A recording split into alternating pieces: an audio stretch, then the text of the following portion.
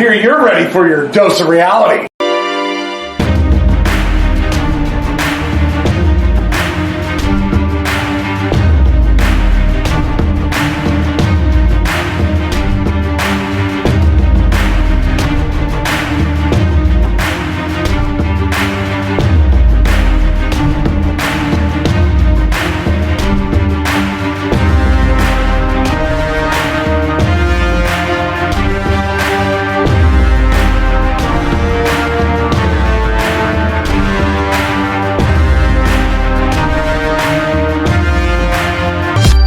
Hey, what's up, everybody?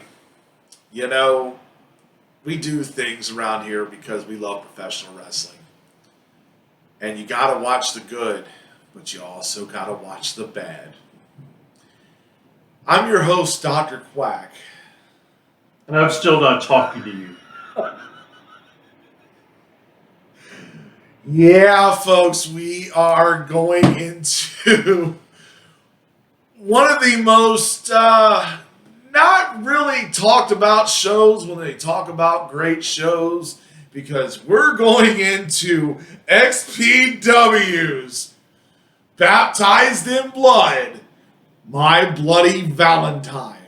Yes, it had two names because My Bloody Valentine was actually on the VHS, and now we're going to go into this show.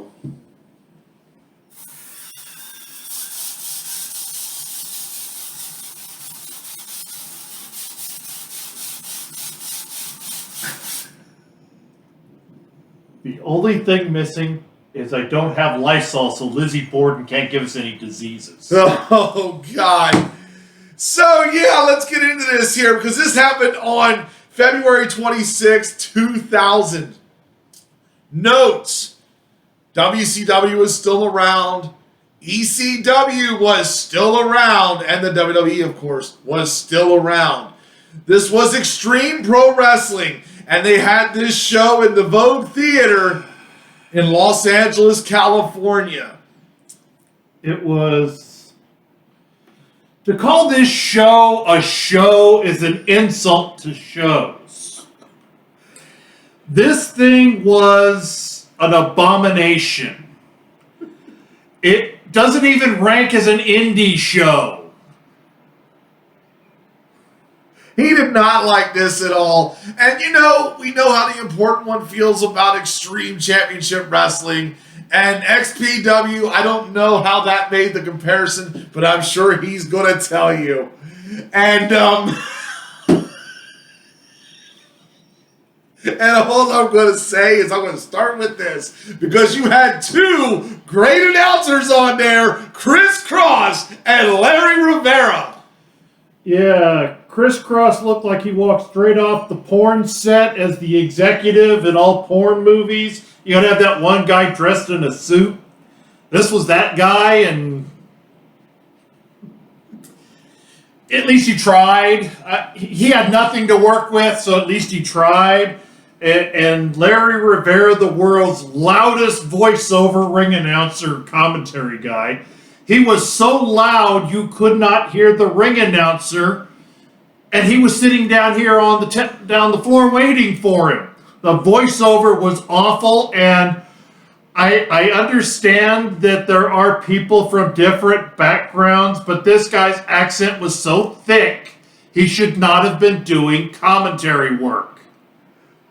Well, and he didn't stop talking either. For those who did not know, Extreme Pro Wrestling was based by the promoter Robert Black.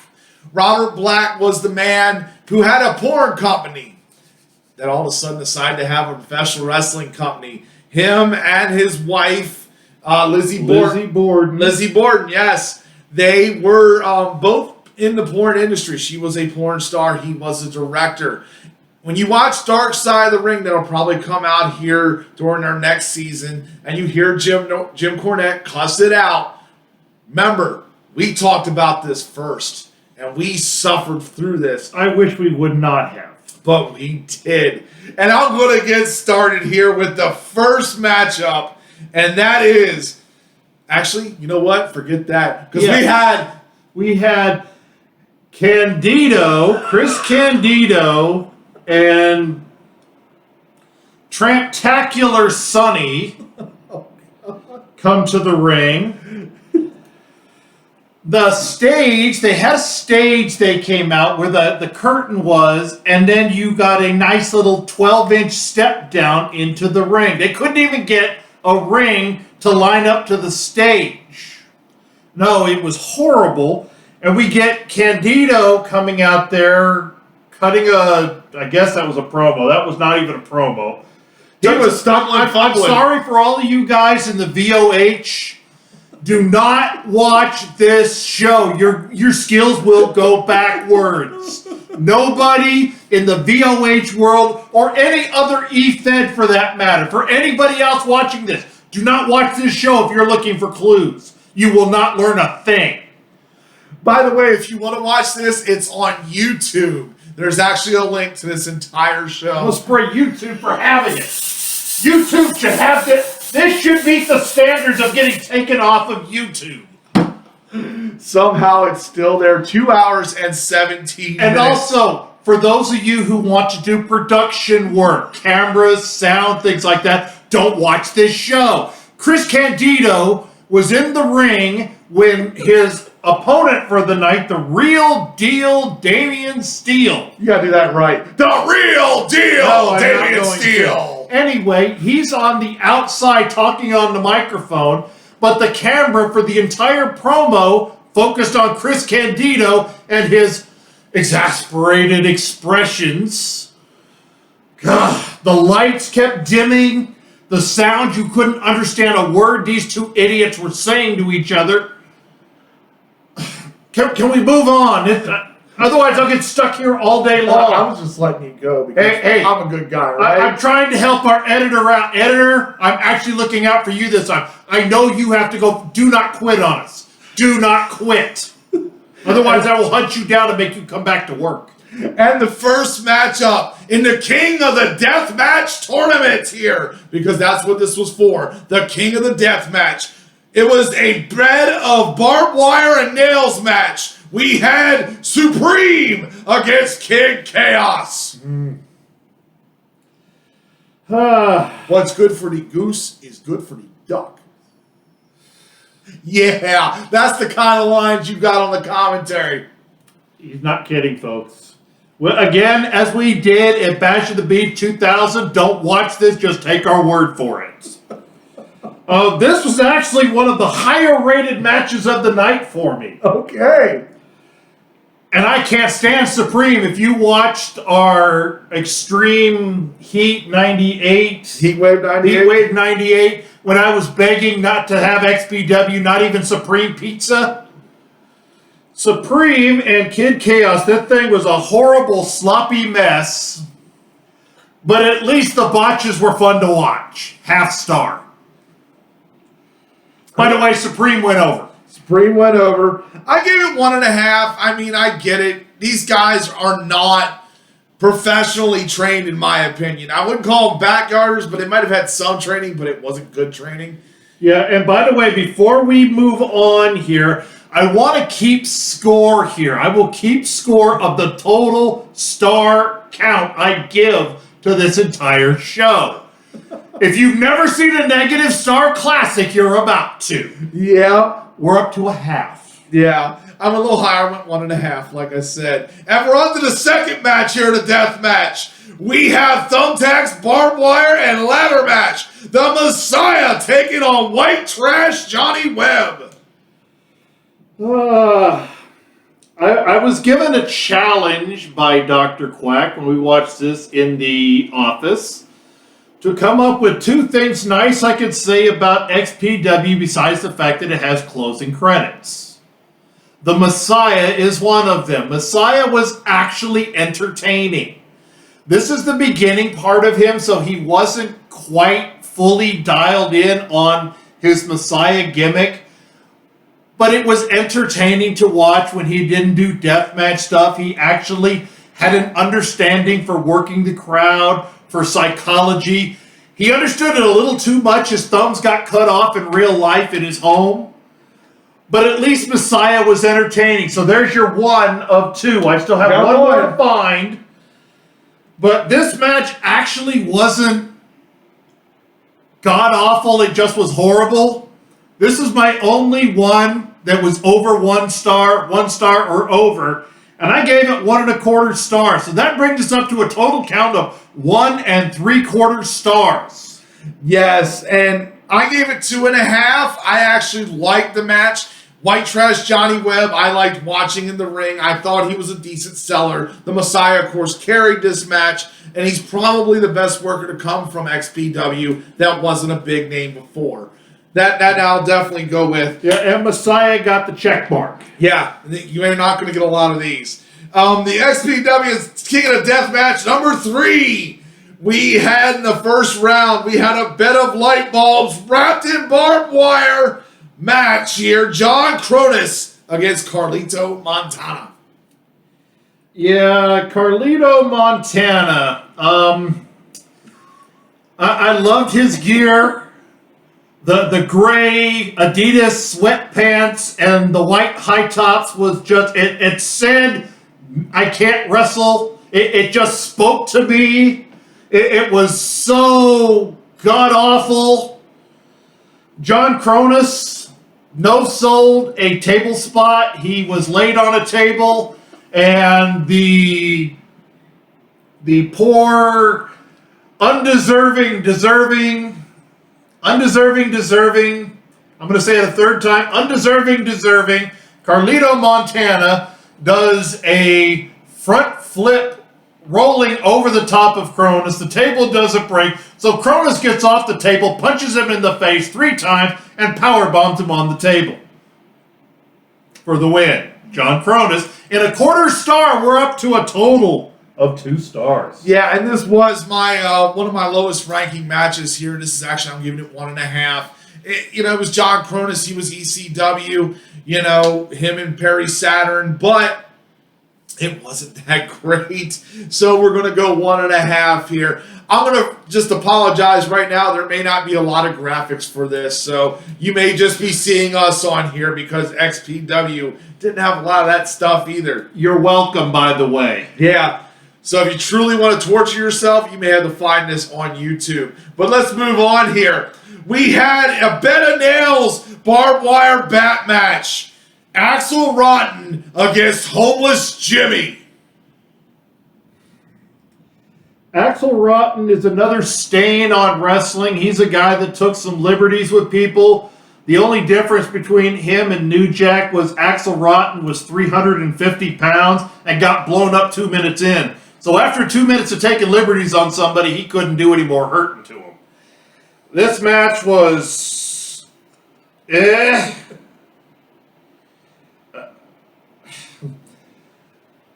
We're up to 2.5 stars. I gave it a 1/2 star. Axel Rotten won. Yeah, I mean, I thought it was 2 stars, and not mainly because of Axel Rotten's performance. I went more with Homeless Jimmy, because Homeless Jimmy took a lot in this match. He knows how to sell. I was very happy to see that. If you ever watch Homeless Jimmy throughout XPW, you will see that this man was tough as nails, and he lost a lot of matches. When you get forcibly shoved as hard as someone can into a shopping cart, you have no choice but to sell. Yeah, but he did, and he sold that, very well. It's something I liked about it. But now we're going to move on to my 2-finger salute here. And I'm talking about Chronic taking on JN. This match for me was god-awful. And this show in general was awful. This show here, is not going to be one of those ones you watch over and over again. This is probably the second, maybe third time I've seen it in general. But this match here had vomiting involved. This had blown spots involved. This had all sorts of garbage involved. And JN is probably the reason why some people should not be in the business. I'm giving this a 1/4 star. That's just for me being that generous. I don't like to give negatives.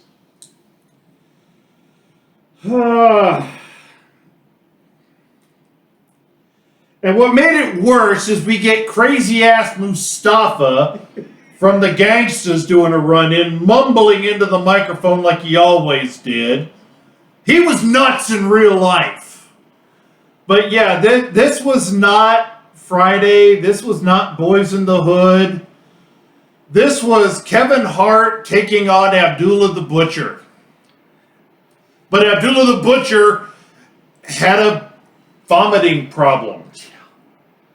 This was not good Abdullah the Butcher. This guy was throwing up on purpose. It was like draws where he could puke on command. This match, I gave it -4 stars. He never gives a negative, so you know it had to be bad on that. This match was not one single move was done properly. The move where they circled each other was not even done properly.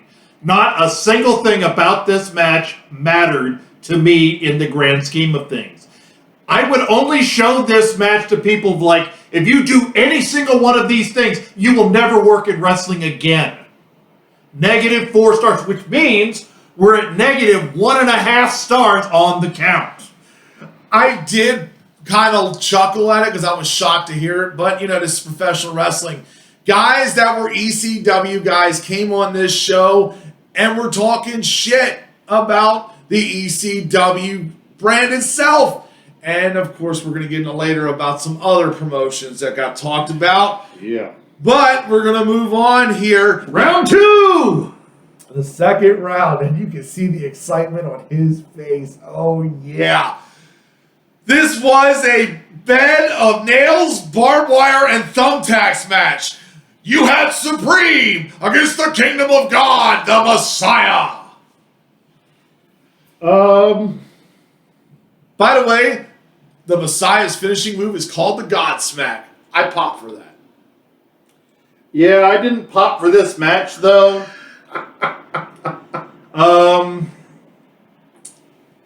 To ask why is beyond useful at this point.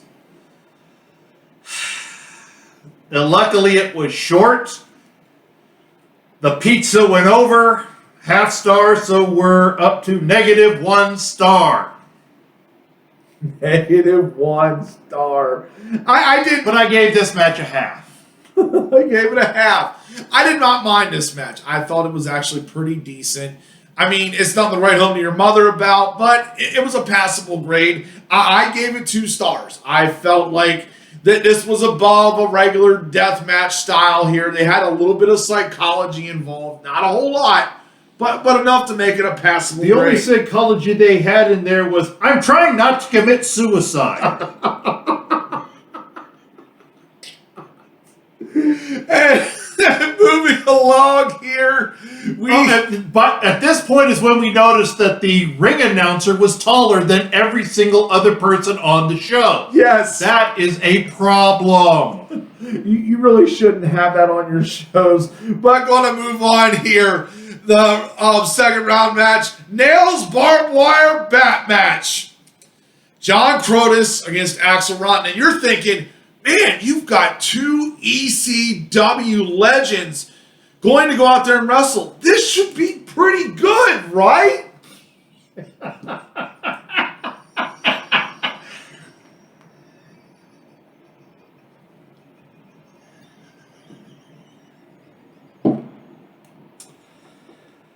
This match was proof positive why you go to the gym, workers.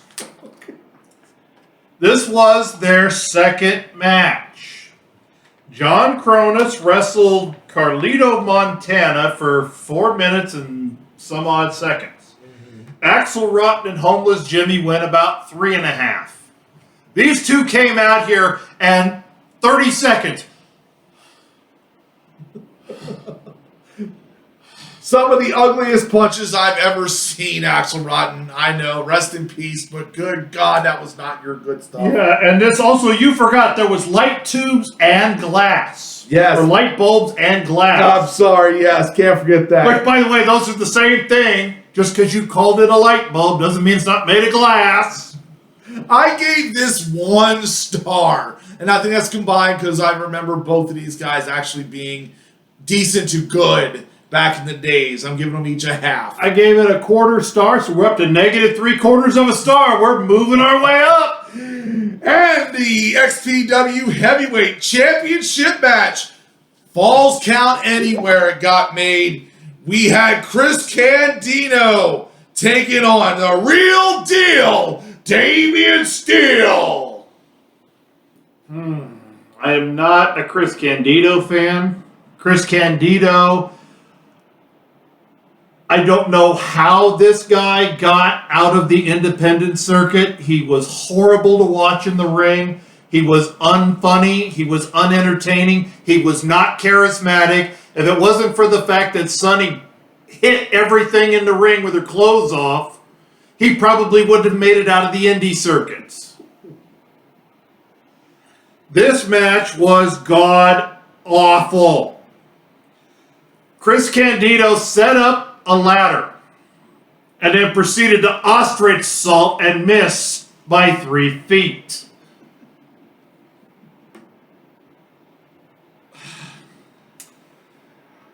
Oh, God, it was the only... Here's my other good thing about XPW.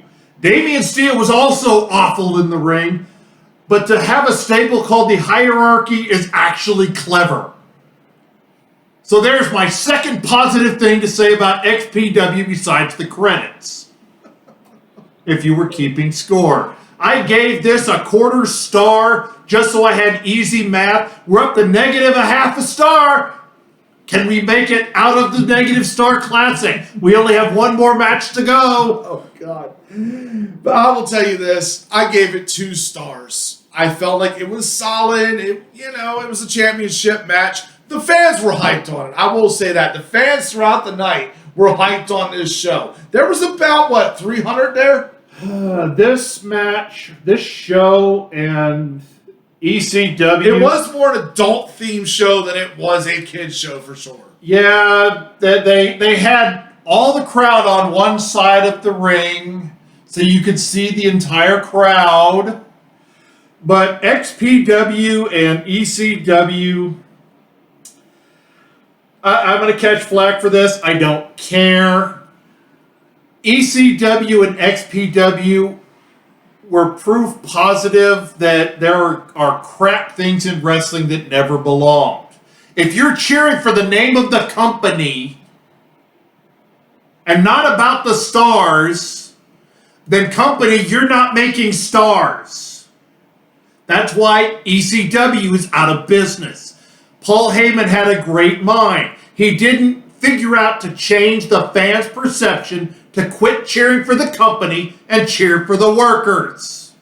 Goodbye, ECW. Goodbye, XPW. Maybe the fans will quit cheering EC-Dub, XP-Dub, and start cheering for the workers. I doubt it because the writing is awful, but they should be. But I gotta say, I'm gonna move on here because I'm gonna give my quack attack! And I have a quack attack for this show. And it happened directly after that match.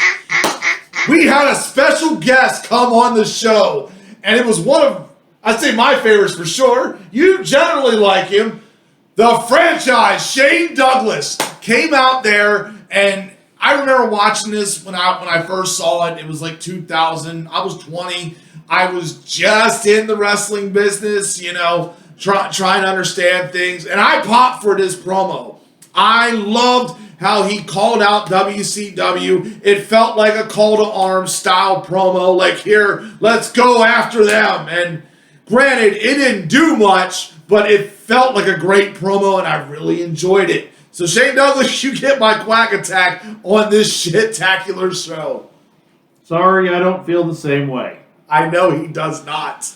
I generally like Shane Douglas, so I'm going to attack Shane Douglas's unprofessionalism here. Yes, Shane Douglas always spoke his mind. Shane Douglas should have kept his mouth shut. It is very rude and unprofessional to go to someone else's show and talk bad about your current employer. I understand you didn't like working there, Seeing what we've seen of Bash at the Beach 2000, we fully understand. Yes, we do. However, I am not a fan of the unprofessionalism. You should have kept that to yourself.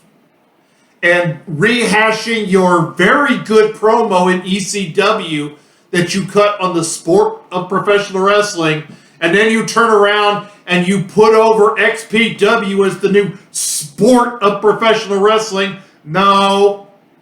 Wrong. I'm sorry, no.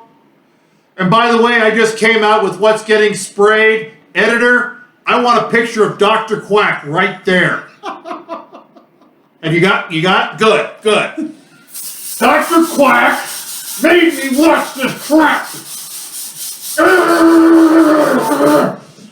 The only reason Dr. Quack himself is not getting sprayed is because he's hurt. He'd move out of the way and he'd hurt himself, and then I have to hear him complain. I don't want the doctor bill. That's why he didn't get sprayed. It's in my contract. Don't you like that? But let's move on to the main event. We had the championship of the king of the deathmatch tournament here. No ropes, barbed wire, beds of everything. John Cronin taking on his favorite wrestler, Supreme.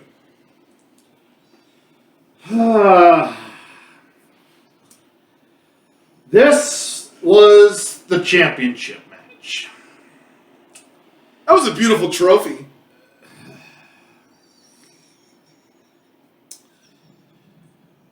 This was the championship match.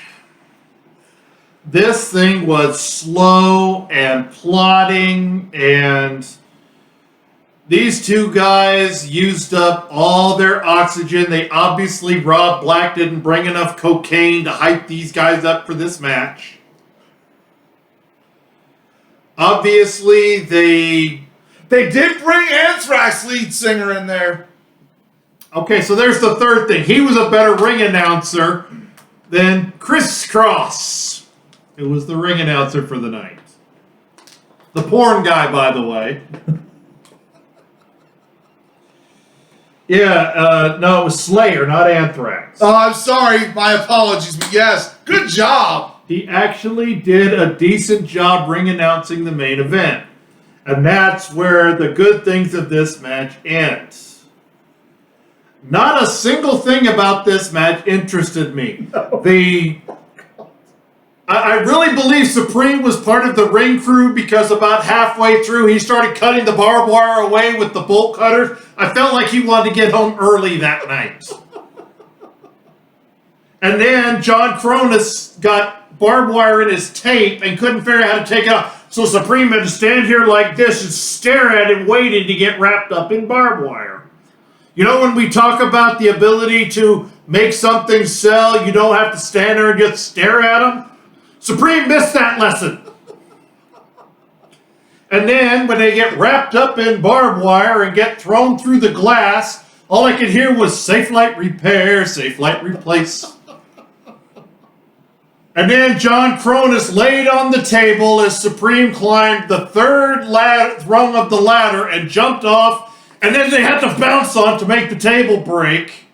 I gave this one 0 stars. We're keeping this show a negative star classic. Jesus. I gave this 1.5. It was a pretty crappy main event. You know, and for being the main event, a death match, you know, it really did not live up to the par of it. I've seen so many better in Japan. ECW had better death matches. I've seen indie shows have better death matches. Thank you, New Jack and Gypsy Joe. Rest in peace, both of you. Because both of you guys had a way better match in that little town in Tennessee than this right here. So overall, what did your score end up? We're still at negative half a star. This couldn't even make a full star, folks. And let me tell you... No, negative half star. Yeah. Would you consider this an ugly pay-per-view or a bad pay-per-view? I would consider it should never have existed. So we're closer to ugly. But I will say it does serve two purposes. For those of you deathmatch fans out there, deathmatch serves a purpose. This show did not serve a purpose. This show should never have existed. The people that were on this show who actually had credibility should have made this show better. They didn't. There was no redeeming quality about this show, so it's not even ugly.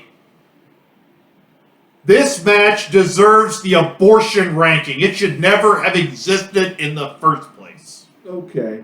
Well, I'm going to be nice here because our next show we're getting ready to view isn't ugly, but it's right there. And this is our tour of the extreme hardcore wrestling that is. Get ready to tune in, folks. He ain't looking at that because he doesn't want to know. I don't want to know. You know. I don't want to know. But that's the end of our show before he actually gets checked into a psychiatric facility. I'm your host, Dr. Quack. Pie Jesu Domine, dona eis requiem. And I'm the important one, Mr. Mayhem, saying thanks for watching this. As we said, don't watch it on YouTube. There are not enough safety glasses and not enough Xanax to keep you from killing yourself. And we're out.